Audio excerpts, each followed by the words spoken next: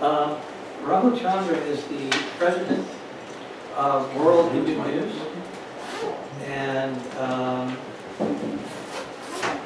he writes on global Hindu empowerment and brings more than a decade of experience in working for Hindu organizations. And for more than a decade, he has been reporting, developing, and publishing news and press releases for U.S. and Indian Hindu organizations. He holds a master's degree in engineering and a PE in engineering. And so he is the head of the largest Hindu news online group in the world. And so thank you, and give a welcome. Thank you. Okay, go ahead. So now Mr. Chandra will begin. Namaste.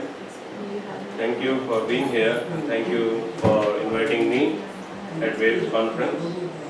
It's a pleasure to speak here.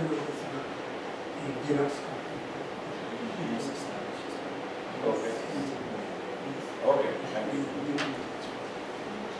I am the director for the Global Hindu Foundation Alternate Media Development Program. And I just take my watch.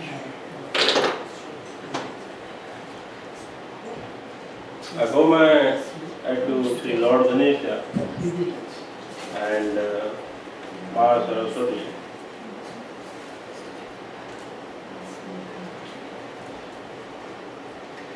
For those who are new to me, as Dr. Introduced me, I've been associated with many Hindu organizations since quite long, from India, 2005 VHP, VHPA, Hindu Congress of America, USHA, GIB, World Hindu Foundation, other Hindu political organizations too, since long. And in the end I came to conclusion that the media, the work needs to be done.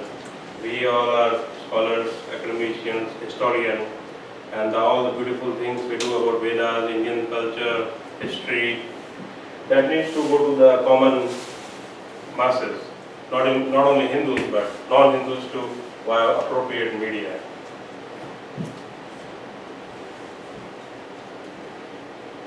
In the background, we have seen that the mainstream media, the Western and the Indian media and European and Asia Pacific media, they have a very biased view on culture, Indic, Vedic, Hindus, and likewise. For example, the holy cow, the carriages of holy cow, the snake charmers, Hindu civilization, Sita Agni Pariksha, which is Ramayana. We see that it is being seen as operation against women.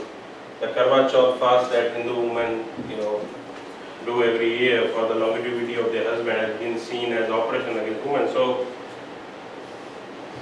they generally black out modern contemporary Hindu news and present in a defamatory way Hinduism, Indic culture, and Vedic culture. And past efforts, including writing rejoinders, rebuttals, and complaining, educating editors, have been failed. Like in New York Times, you see a yoga and sex scandal. A bad article was published 3 years ago. A lot of Hindu intellectuals, they wrote rejoinders, rebuttal, but they have their editorial position set up, which they don't want to shift to. Huffington Post do write some nice articles on yogic, Indic events. Ownership of media was also questioned. So in India, they say that most of the media are operated and owned by Hindus, but still they are publishing biased and sometimes anti-Hindu news. When I say Hindu news, it makes it more comprehensive, like the culture, traditions, and all the associated areas within the Hindu civilization. From that perspective, I am speaking.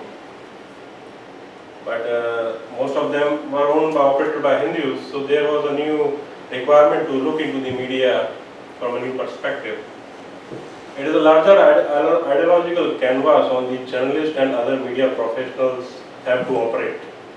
So the journalists and media professionals, when they go to media houses for training and development for their degrees, they don't get that particular course requirement education in properly reporting and publishing Hindu news.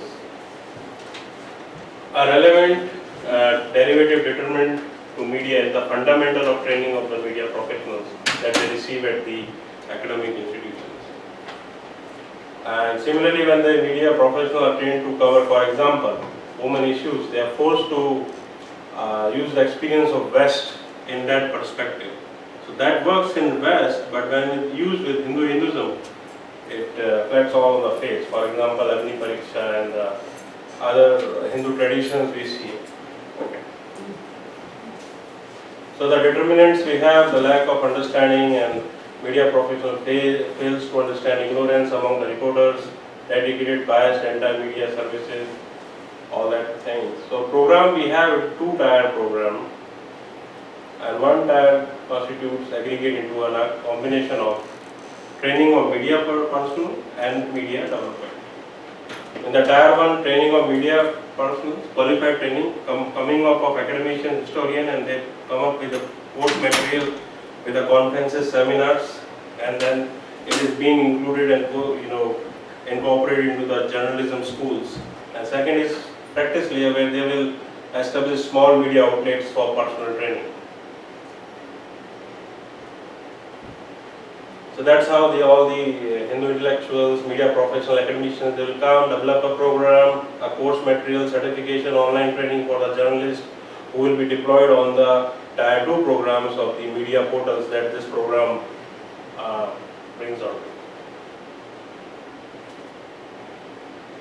And we have one success story for this program, that is the World Hindu News. It's a tier 2 program under Global Hindu Foundation.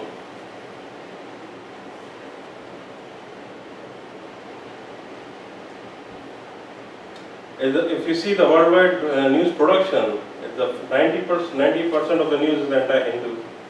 In overall worldwide news production, you see on the online channels. So 90% of the, you can see media professional journalists, they are publishing negative news about Hindus. That's very warning statistics we received from our systems since December 2013 to March 30th.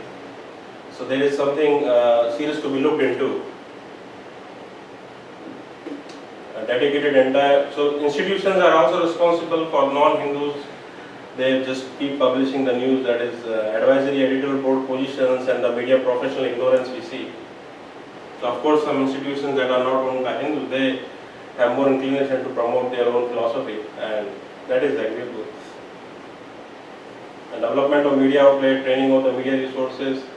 The program wants to go into 15 million, 10 million, 25 million phased approach, online radio, online and live TV broadcasting.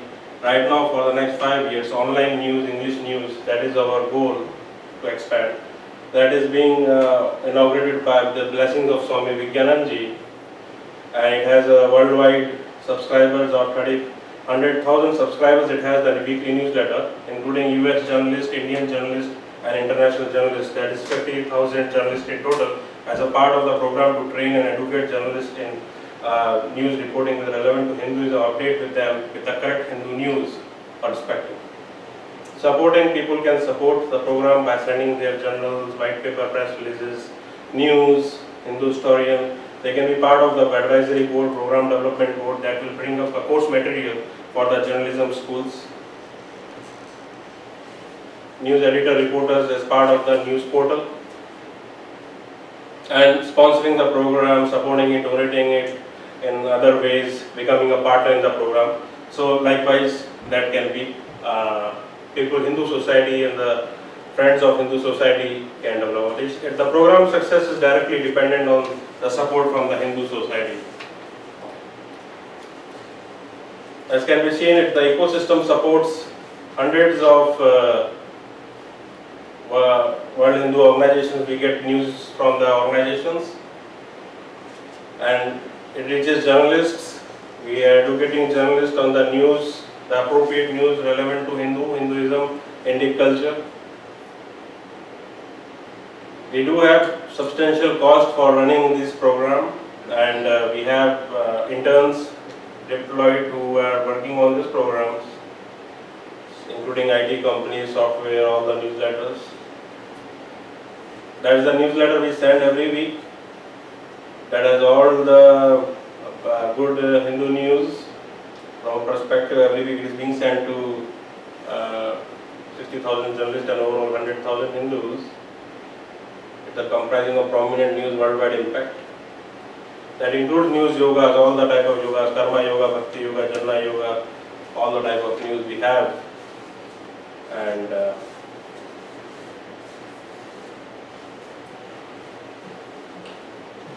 that's the Global Hindu News. That's the program website under Global Hindu Foundation.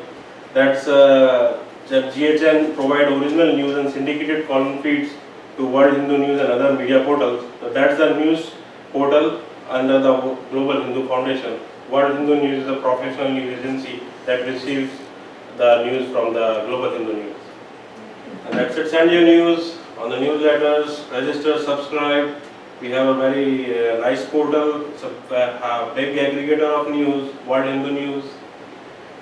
We have properly established editorial board, the advisory board, journalists, authors, columnists.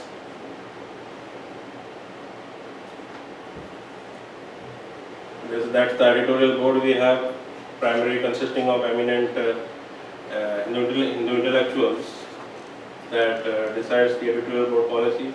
As the founder, we have Rajiv Verma-ji and Swami Vivekananda-ji, that's the advisory board. They bring decades of experience working for the Hindu cause. That's the intellectual patrons we have, and that's pretty much question and answers. Thank you. Thank you so much.